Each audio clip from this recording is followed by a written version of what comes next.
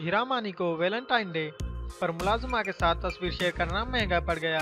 अस्सलाम वालेकुम नाजरीन, आप देख रहे हैं शोबिज़ न्यूज़ और आज की इस वीडियो में मैं आपको बताता चलूं कि अदाकारा हीरा मानी पर वैलेंटाइन डे के मौके पर अपनी मुलाजिमा के साथ तस्वीर शेयर करने पर सोशल मीडिया सार्फिन की जानिब से शदीद तनकीद की जा रही है।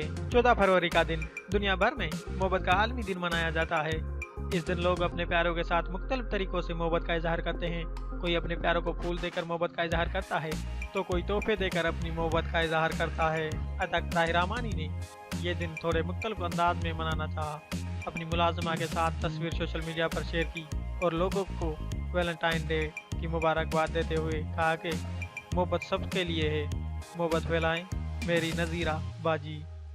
ताहम उन्हें अपनी मुलाजिमा के साथ तस्वीर शेयर करना महंगा पड़ गया।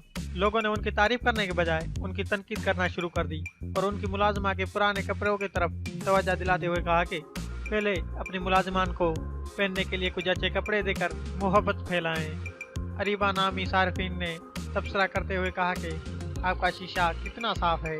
मदिया नामी खातून ने हीरा मानी पर तंज करते हुए लिखा कि अपनी मुलाजिमा के साथ तस्वीर लेकर आप बड़ा एहसान कर रही हैं। आप दिखाना क्या चाहती हैं? कम से कम अपनी मुलाजिमा को कोई नया सूट ही दे दो या अपना कोई पुराना सूट दे दो।